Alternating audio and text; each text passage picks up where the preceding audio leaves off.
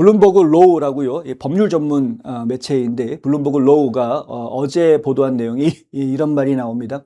관련 계획에 정통한 3명의 소식통을 인용해서 연방 법무부가 1898년 미서 전쟁 이후 거의 사용되지 않았던 해상재판소를 부활시켜서 미군이 전리품으로 납포한 이란 유조선에 대한 소유권 주장 절차를 간소화하려고 한다. 이렇게 보도를 했습니다. 자, 일단은 미서 전쟁이라는 말 자체가 좀 생소하죠. 하도 들어본 지 오래된 말이어서.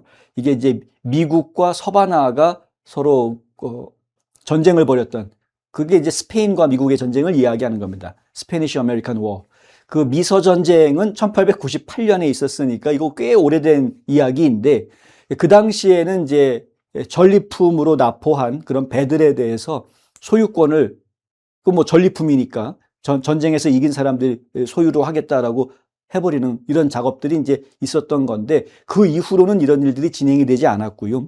전쟁을 통해서 전리품이 얻어졌다고 할 경우에 그 이후로는 현대 시대에서는 민사소송으로 넘어가게 하는 경우들이 많았습니다. 왜냐하면 그 물건과 관련되어져 있는, 그 재산과 관련되어져 있는 이해관계자들이 여럿 발생하게 되고, 그 이해관계자들에 대한 인권이라든가 권리 같은 것들을 국가가 좀 보장해주고 도와주려고 하는 그러한 입장들이 생기게 되면서, 현대에서는 사실은 이러한 그 전리품을 그냥 뺏어버리는, 소유권을 뺏어버리는 이러한 일들이 좀 복잡하게 진행이 되어, 민사소송으로 복잡하게 진행이 되어져 왔던 게 사실입니다. 그런데 이번에 미국 법무부가 하려고 하는 건 뭐냐면, 예전에 1898년에 있었던 그러한 식의 재판소를 운영을 하겠다. 재판소를 설치를 해가지고 전쟁에서 빼앗은 거, 이란과 전쟁에서 빼앗은 거 그냥 미국 거로 그냥 만들어버리겠다. 미국 정부 재산으로 그냥 만들어버리겠다는 거죠. 법무부와 협력해서 이 계획을 추진하고 있는 텍사스 남부지방검찰청의 에런 라이츠 검사는 블룸버그 로우와의 인터뷰에서 이런 말을 했습니다. 법무부가 오랜 역사를 가진 해상법 체계인 이 포상재판소라는 것을 부활시키고 있다라고 이제 확인을 해준 것이죠. 포상이라는 것은 상을 준다는 뜻이 아니고요. 전리품으로 포획한 것을 그냥 넘긴다라는 그런 의미로 포상이라는 단어를 씁니다. 민감한 논의 내용에 대해서 익명을 요구한 두 소식통에 따르면 미 법무부는 소송 절차의 관할지로 텍사스 남부지방법원을 유력한 후보로 삼아왔다고 합니다. 포상재판소는 전시 중에 해상에서 납포한 적국의 선박이나 화물의 포획이 적법한지 심판하는 특수법원인데요. 해군이 해상에서 납포한 선박이나 화물이 국제법 및 전시법에 따라서 정당하게 붙잡힌 것인지를 판결하는 것입니다. 그래서 정당하게 이것은 납포된 것이다, 전쟁의 전리품이다 라고 인정을 받으면 국가가 그냥 바로 소유권을 가져가 버리는 거죠. 라이츠 검사는 블룸버그 로우에 보낸 성명에서 미국의 국가안보 이익을 위해 군사 분쟁 중 적을 지원하는 선박이나 화물을 미군이 압류해야 할 수도 있다. 만약 그런 일이 발생한다면 연방법원은 압류된 선박과 화물의 처분에 대해 판결을 내릴 준비가 되어 있어야 한다. 이렇게 말했습니다. 재판소에서 납포가 적법하다라고 인정이 되면 해당 선박과 화물의 소유권이 포획한 국가로 정당하게 넘어갑니다. 압수된 물품은 매각되고요. 그 수입품은 수입금은 재무부로 이제 이체가 되는 거죠. 예를 들어서 이 배를 유조선을 납포했는데 그 안에 기름이 잔뜩 차 있었다. 그 기름 이제 파는 겁니다. 그 판 돈은 누가 가져가느냐? 연방 재무부가 가져가는 거죠. 이 유조선도 이것도 팔아야 되겠다. 유조선도 팔았다. 그러면 그 돈은 역시 재무부가 가져가는 겁니다. 국가재산이 되는 겁니다. 정부가 포상재판소를 추진하는 데에는 민사 몰수가 이란 경제를 압박하려는 미국의 노력에 불완전한 모델이라고 여겼기 때문입니다.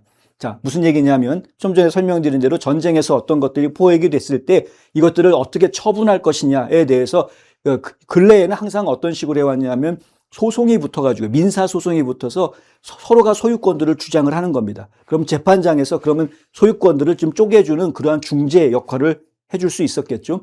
근데 이것은 시간도 오래 걸리고 여러 가지 문제점들이 생기게 됩니다. 특히 이제 이란과의 문제를 놓고 이야기하면, 이란의 유조선을 미국이 납포를 했는데 이걸 가지고 민사소송이 벌어지게 되면 그 배의 소유권을 이란 쪽에서도 주장할 수가 있고, 선원들, 그 배에 타고 있었던 선원들이 또 자기네들도 소유권을 주장할 수가 있고, 여러 가지 갈래가 나올 수가 있겠죠. 그래서 결국에는 이게 온전히 다 미국 정부의 재산이라든가 온전히 미국 국민한테 넘어가는 것이 아니라 이게 쪼개지게 되는 이런 문제. 근데 쪼개지더라도 뭐 빨리빨리 일 처리가 되면 그나마 좀 나을지도 모르겠는데 일 처리가 상당히 느려질 수밖에 없고 상당히 시간이 오래 걸리는 이런 문제들이 생기는 것이죠. 미국은 얻는 게 하나도 없는 그 유조선을 납포하기 위해서 동원된 군사력 뭐 이런 것들 따져보면은 돈으로 계산해 보면은 상당한 자금을 투자해서 납포한 것은 미국 정부인데 근데 얻는 게 없어져 버리는 이런 상황이 되는 거죠. 그래서 이것은 합리적이지가 않다라고 생각을 하게 된 것이고요. 그래서 결국은 해운사들이라든가 혹은 뭐 이란의 테러 피해자 유가족들이라든가 이런 여러 사람들이 다 달려들어 가지고 서로 간에 소유권을 주장을 하게 되고 민사소송이 붙게 되면 여러 가지로 불편한 점들이 많이 생기기 때문에 그래서 포상재판소라는 것을 부활을 시켜가지고 그냥 아예 국가재산으로 귀속시켜버리는 절차를 하는 것이 빠르고 아주 간결하게 끝날 수 있다라고 이제 생각을 하게 된 것입니다. 블룸버그 로우는 포상재판소를 부활시키는 것과 관련해서 현대에 제대로 다뤄지지 않은 법 분야이기 때문에 논란이 좀 있을 수 있어요. 너무 오래전에 썼던 그 법을 가지고 재판을 했던 사람들이 살아있는 사람이 지금 한 명도 없으니까 그래서 사실은 지금 논란이 벌어질 수도 있다는 거죠. 그 법 취지부터 시작해서 여러 가지 논란들이 생길 수가 있겠죠. 민사소송을 통해서 몰수하는 기존의 방법보다 절차를 간소화하고 외부 청구인이 매각을 지연시키는 것을 방지할 수 있는 그런 긍정적인 효과는 있기는 하다라고 보도를 했습니다. 뭐 어찌됐든 간에 미국과 이란과의 전쟁에서 미국이 상당한 자금을 투자를 했는데 그냥 투자만 하고 끝난다라고 하기에는 억울하니까 나름대로 전리품들을 수거하고 그 전리품들을 또 몰수하는 과정에서 미국이 들인 재산적 피해를 좀 보완할 수 있는 부분들도 있을 수 있다면 뭐 말 그대로 why not? 당연히 해야 될 일인 것 같고요. 그것이 사실은 이란 정부한테 훨씬 더 큰 타격을 줄 수 있는 빠른 길이기도 하기 때문에 이런 일들이 지금 진행이 될 것이다 라는 이야기.